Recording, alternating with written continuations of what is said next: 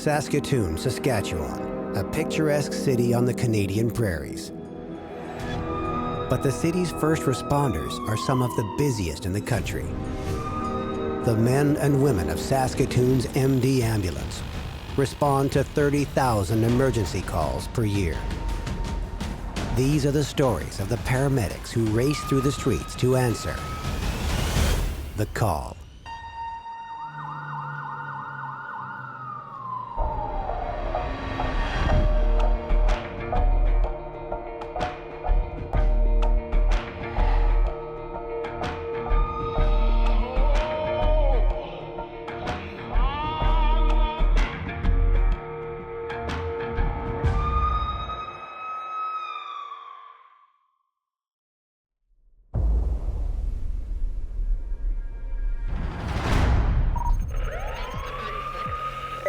Running Delta for multi-vehicle NBC, multiple patients on scene, one vehicle rolled. 10-4. We have multiple people, probably be like the second or third car in. We should have triage complete by the time we get there. We arrive on scene and see 3 significantly damaged vehicles. That tells me there's a high force of impact. Right here. You can't miss this. We're the second ambulance on scene. Our job is to communicate with that first ambulance, find out who is most sick, and transport that patient first. We're gonna dump beds and you're gonna take my tickets, okay? Okay. Is he on your bed already? Yeah, we're just packaging him right now. If he was the driver, we had 5 people in this car. Yeah. 2 in the front, 3 in the back. ETOH? Driver's the worst. They're doing in excess of 100 when they hit the car. 100? Yeah, you're gonna have to take a look at the car because it looks pretty bad. The dangers of this are astronomical. 5 people in this car, traveling in excess of double the speed limit. This is the driver. Very, very large damage to the driver's side. 12 to 18 inches intrusion on his A-post. You're going like 100, 110, ETOH, we don't know? Admitted ETOH. ETOH is simply the medical term for intoxication. It's hard to imagine that this young, inexperienced driver is traveling over 100 kilometers an hour down a residential street. This was just parked. This was a parked vehicle? Yeah. He probably going over 100. He lost control and then started to fishtail, and then I just saw the one side come up, and then he made contact with the 2 vehicles that were there. Do you remember the whole accident? I do. There's no periods where you're kind of foggy? All I remember is hitting it and flying around the back. Did he climb out of here? Yeah. He was sitting here, leaning against the car. Other patients are being assessed, and there are some very young teenagers involved. So the girl in the blanket didn't want... No, Dad's gonna take her. Yeah. Coming home from work, driving this way, and this car went zooming by us. Turns out this witness got a bit of a surprise. But your daughter was... In the car. Okay. It's not a good night. No, it's not the night I was planning on having. No. Every paramedic has shown up to a call that has much less extensive damage, but much greater injuries. So the fact that these patients walked away is almost a miracle.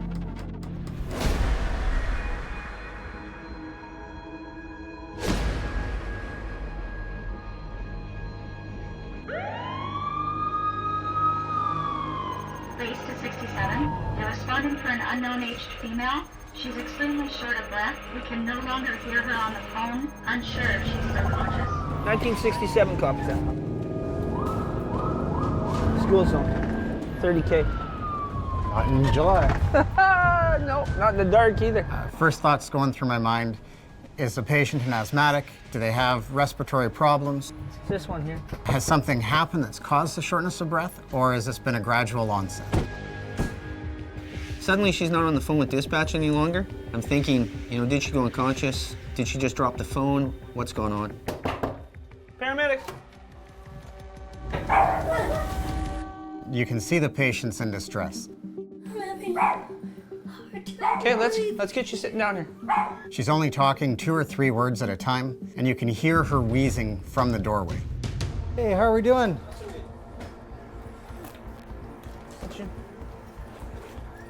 Well, listen, you sound wheezy.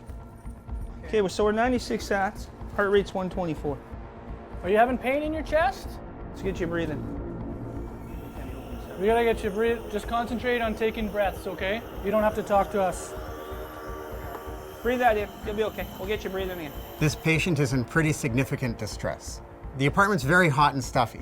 There's hardly any air movement, and it just feels very stagnant. What's your first name? Open that window. We need to get some cold air in there. It's going to make her ability to breathe a lot easier. It's going to open her up because it is going to cool down the room. When did you quit smoking? 96. 10 years ago. Okay, Take deep breaths. She's been a long-time smoker, and as a result of the smoking, she's developed emphysema. That medication's going to get into the base of your lungs, okay, and open them up. Just breathe so you can hear. Don't answer me yet. Sats are good, heart rate's coming down. Are you by yourself here? Yeah? Yeah, it's just a little guy. We're going to take you up to the hospital, okay? Need to get a chest x-ray and some more steroids. Unfortunately, emphysema is a chronic condition, and the symptoms can only be managed. 2. Watch behind 3. your butt. 4. Problem with these emphysemic patients is some nights are good, some nights are bad, and nothing seems to help. Even when they take their meds, they just get that exacerbation and just builds up and gets worse, and that's when we get called. Her oxygen sats are improving. Her work of breathing is improving. Her heart rate is improving. And her anxiety level is improving. You feel better? Yeah, good. Breathe that in. Here, let's get you fixed up. That tells us our treatment plan is working. There is no rhyme or reason why something happens to someone or why it doesn't happen to someone. Is luck a factor in whether or not you get sick or injured in any given day? I think it might be all just random. There are so many instances where if just one tiny variable was changed, the outcome would have been completely different. I think it's just the way that the cards are dealt to people. Some people die, some people live. You can call it luck or whatever you want, but there is no predicting it.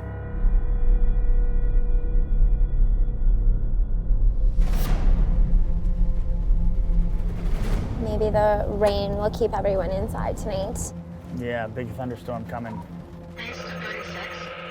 Reporting for an unknown aged male. He's unconscious, breathing is confirmed. This is a Delta response. You'll find your patient outside this address. He's gonna be wet if he's been outside for any length of time. It's cold. It's a cool night, a definite potential to lose body heat. I arrive on scene and see the fire department as well as multiple police members. We walk up to this patient. He's lying flat on his back. It's dark. It's a tight space. It's less than ideal for treating this patient. Started breathing like this now. Okay. Hey, slow your breathing down, okay? Right now, we're not really sure what's going on with him. His eyes are closed. He's not answering any questions. He's hyperventilating. Police plane followed him here.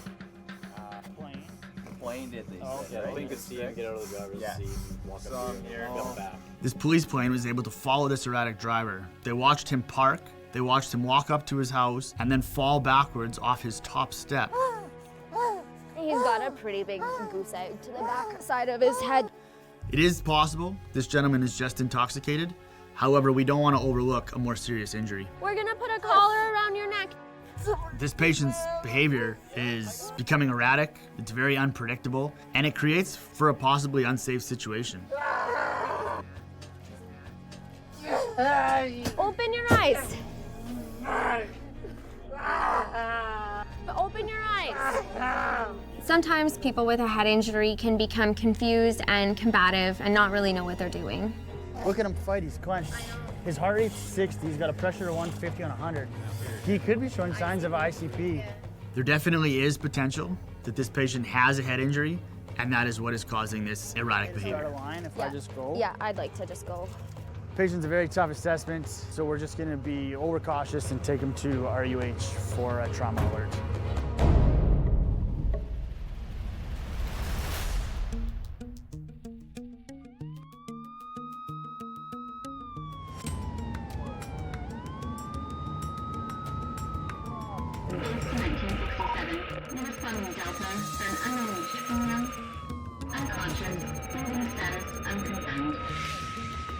Anybody laying on the sidewalk?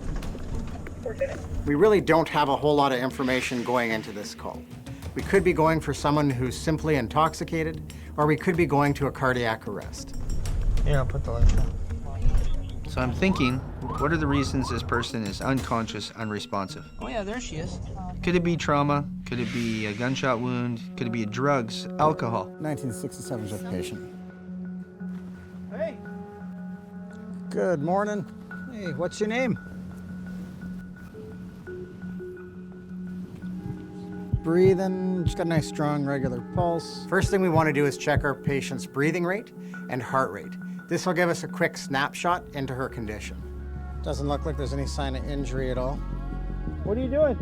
Let's get you up. Come on.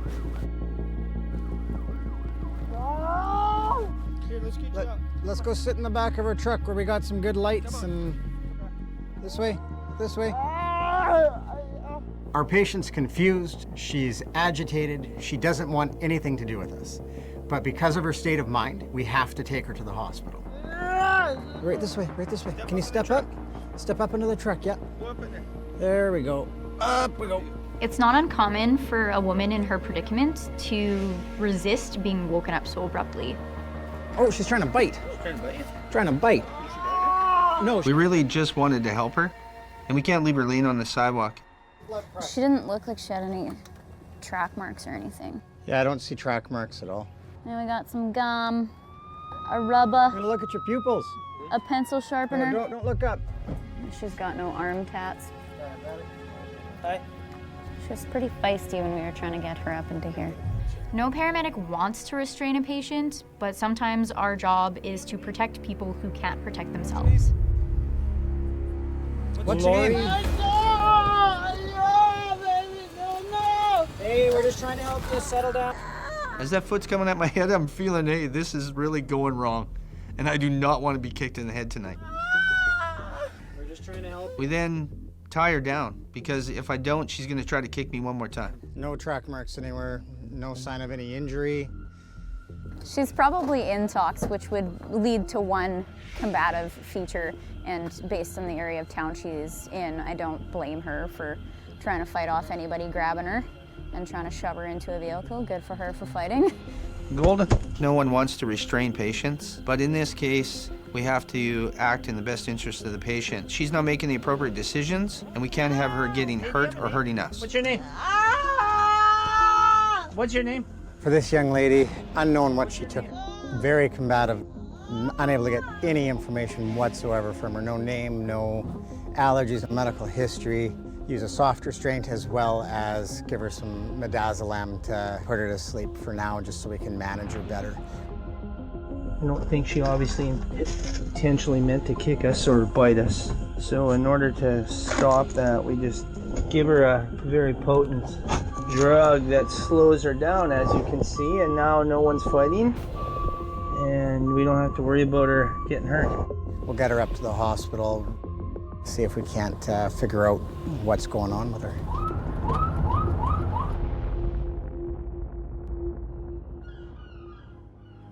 I've been a paramedic for 9 years. It brings a lot of satisfaction, knowing that people you've never met before put this much trust in you to help them or their loved one or their family member during their worst time or their worst day. Lloyd, I'm gonna take a listen to your lungs here. Nice deep breath for me. Makes what you do worthwhile.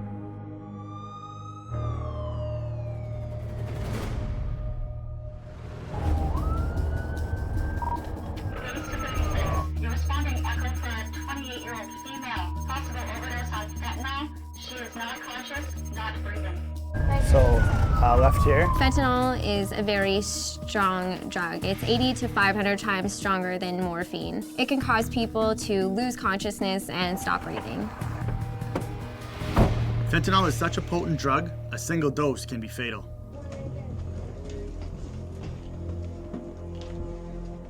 You're arresting? Yeah, we're 99. We're 99. We don't know anything about her. Friends found her 10 minutes, I guess. You know, any call for cardiac arrest, every minute, every second on this call makes a difference in the outcome of this patient. We don't know what she used. Can anyone go talk to the people? We are literally working against the clock. From the time we make patient contact, we have about 20 minutes to resuscitate them before death becomes imminent. What's your name? What's your name?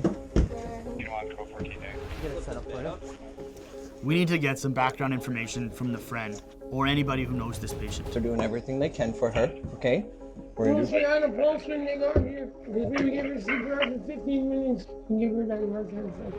I'm gonna grab more. This patient's veins are heavily scarred from using intravenous drugs, so that's why we choose to start an IO, which is when we drill a needle right into the bone cavity to administer medications. I'm pushing epi right now. Okay, first epi's in, I'll event this. Epinephrine is essentially adrenaline to help restart this patient's heart. We have Narcan coming as well.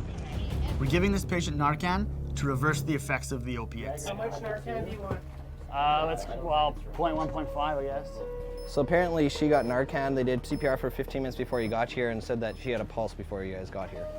Hey, we've had one epi so far, right? Do you want to just check a pulse? Check a pulse, guys. Every 2 minutes we check for a pulse. If there's no pulse, CPR continues. She's asystole. Let's get back on the chest. I'll dump this charge. So the longer a patient is in cardiac arrest, the less chance of survival they have. Okay, second epi's going in. Justine, can I get your help here? Oh, I need suction. Suction. Good. Good. What are we at for epis? We have 2. I'm pushing bicarb. Let's get another milligram of Narcan. Narcan, I got it in my pocket. If you want to pass me a syringe, I'll draw it up. You got it. Okay. 180, charge it. Wait. We're still asystole. Let's get back on the chest, switch it up. We'll dump that charge. Let's find out for a time for 99. We're approaching that 20-minute mark, so this is now a last-ditch effort of what we can do to resuscitate this patient. So we got about 5 more minutes, and it's 20 minutes, guys. End title's 25. We got 2 epis, a milligram of Narcan, and a bicarb, and a second milligram of Narcan here both. Okay, so this second milligram of Narcan's going in. I'm just gonna wait another minute before I give this epi. Okay, the third epi is gonna go in here. Okay. So we got 3 epis in. We got a bicarb, man. We've given 2 milligrams of Narcan. Got fluid running. Still asystole. What are we at for compressions, boys? 155. We'll charge this in just a second here. Pupils are fixed and dilated. How old is she? 28. Oh, really?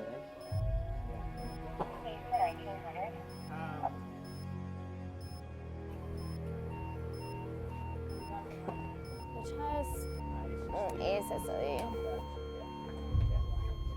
Okay. Are we calling it right now? Yeah. We're gonna call it. Okay.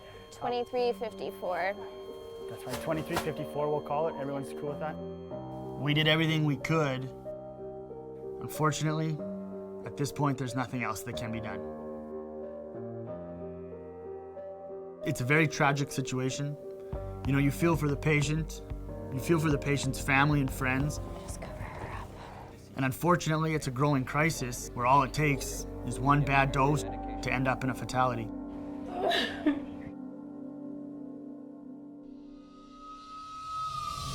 You're doing in excess of 100 hit this parked car. 100? Regarding the intoxicated male at the start of the night who crashed into the parked cars. You're going like 100? 110? He was transported to hospital, treated for minor injuries, and later released into police custody. So the girl in the blanket didn't want...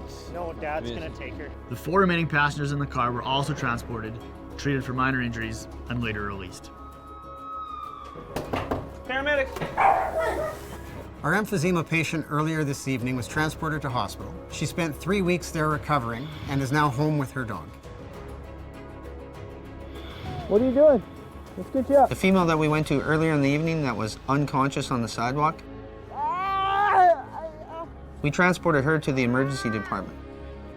She was watched for the rest of the evening and released in the morning. Is her arrested? Yeah, we're 99. We're 99. We don't know anything about her. The overdose patient from earlier in the night did not respond to any resuscitative efforts. We don't know what she used. Can anyone go talk to the people? I'll find out. Thank you. And unfortunately was pronounced dead at the scene. Something's helped. Just cover her up. It's truly a tragedy. You know, we're seeing this growing crisis within the city, and there are more deaths because of it.